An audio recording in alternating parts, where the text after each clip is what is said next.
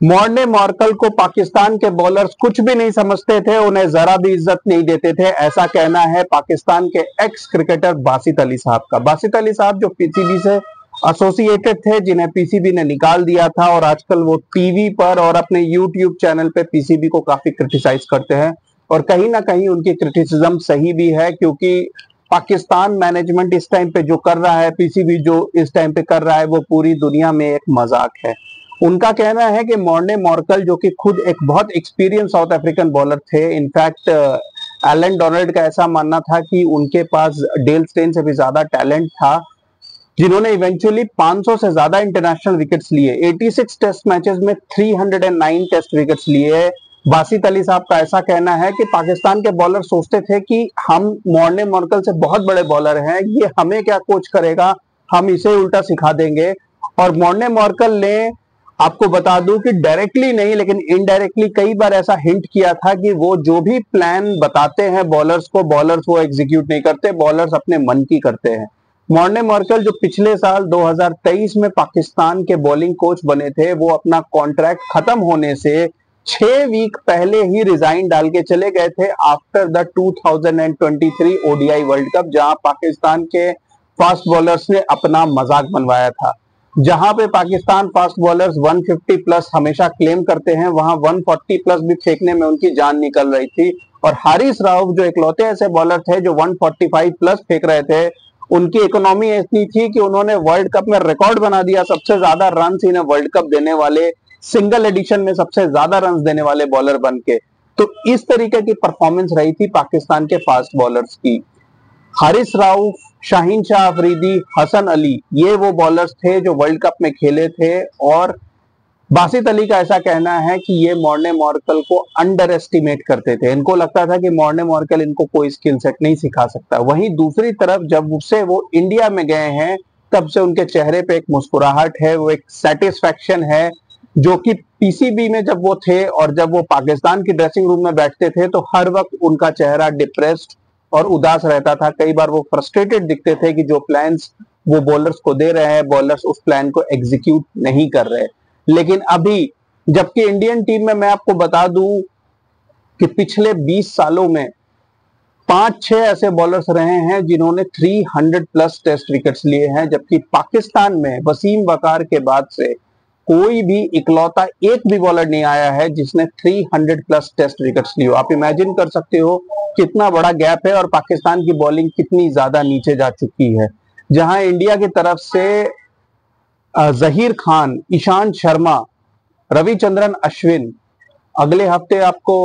रविंद्र जडेजा भी मिल जाएंगे इसी ग्रुप में, क्योंकि वो 299 विकेट्स पे है। इनफैक्ट हरभजन सिंह, ये सारे वो बॉलर्स हैं जिन्होंने पिछले 20 सालों में 300 टेस्ट विकेट्स का बैरियर क्रॉस किया है। इतने कंसिस्टेंट परफॉर्मेंसेस के बाद, इतने कंसिस्टेंटली 300 विकेट्स क्रॉस करने के बाद भी वो अपने कोचेस को रिस्पेक्ट देते हैं, चाहे उनके कोचेस ने उनसे कम भी अचीव किया हो। तो ये रिस्पेक्ट आपको कोच को देनी पड़ती है, because coaching is a different skill all together. Morne Morkel 33 की एज में ही रिटायर कर गए थे, अदरवाइज वो चाहते तो बड़े आराम से 2-3 साल और क्रिकेट खेल सकते थे, और जो 309 टेस्ट विकेट्स उन्होंने लिए थे, वो 400 तक बड़े आराम से जा सकते हैं, क्योंकि उन्होंने आखिर तक बहुत टॉप परफॉर्मेंसेस दी। लेकिन जैसा आजकल का कल्चर है, specially south Africa, New Zealand, West Indies, ये लोग अपने करियर के आखिरी 2 साल 3 साल लीग्स को दे देते हैं। जैसे अभी ट्रेंट बोल्ट कर रहे हैं, वो रिटायरमेंट से पहले चाहते हैं कि कुछ अमाउंट कमा ले, विच इज फेयर इनफ। उन्होंने काफी टाइम नेशनल टीम को दिया है, और मॉर्ने मॉर्कल भी इसी वजह से जल्दी चले गए थे। लेकिन फिर उन्होंने कोचिंग और मेंटरिंग रोल लिया, और वो लखनऊ सुपर जायंट्स में गौतम गंभीर के साथ भी एसोसिएटेड थे। उनकी परफॉर्मेंसेस अच्छी थी, फास्ट बॉलर्स को वो सही तरीके से ट्रेन कर रहे थे, जिसकी वजह से गौतम गंभीर को जब नेशनल कोचिंग ड्यूटी मिली, तो भी उन्होंने खुद मॉर्ने मॉर्कल को रेकमेंड किया, और मॉर्ने मॉर्कल टीम इंडिया के साथ एसोसिएट हुए, और इंडियन फास्ट बॉलर्स बड़े आराम से उनके साथ काम कर रहे हैं। वैसे तो जसप्रीत बुमराह को किसी कोचिंग की जरूरत नहीं है, लेकिन जहां पर आकाशदीप हैं, एक नए बॉलर,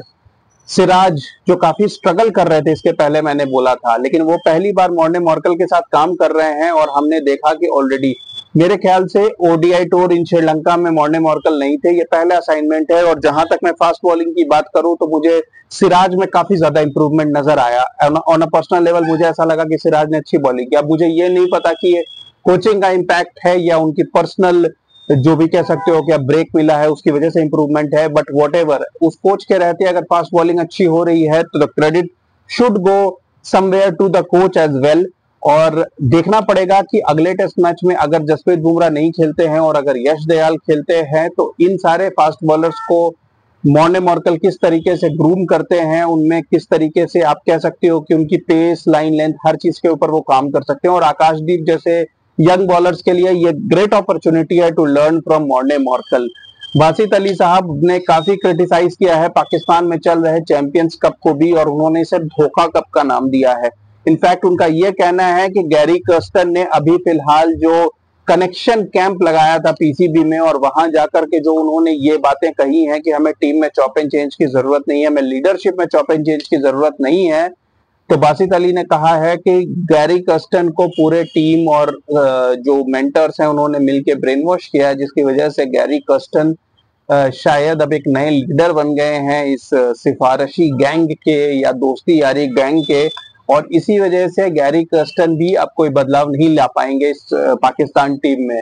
उनका कहना है कि इस टीम में बहुत अर्जेंटली एक कह सकते हो एक इमरजेंसी सिचुएशन है जिसमें टीम में एक सर्जरी की एक्चुअली में जरूरत थी। White ball captaincy Babar Azam को दोबारा देने का मतलब ही स्टुपिडिटी है और उन्होंने इसे बहुत क्रिटिसाइज किया है। और उन्होंने कहा है कि ये जो वनडे कप हुआ है इसकी वजह से इंग्लैंड के खिलाफ टेस्ट सीरीज में किसी भी तरीके से किसी भी पाकिस्तानी को जीत की उम्मीद छोड़ देनी चाहिए और पाकिस्तान को सिर्फ हार मिलेगी। अब क्या होता है ये तो देखना इंटरेस्टिंग होगा, लेकिन बासित अली साहब कहीं ना कहीं बिल्कुल ठीक कह रहे हैं। Keep watching guys, thank you.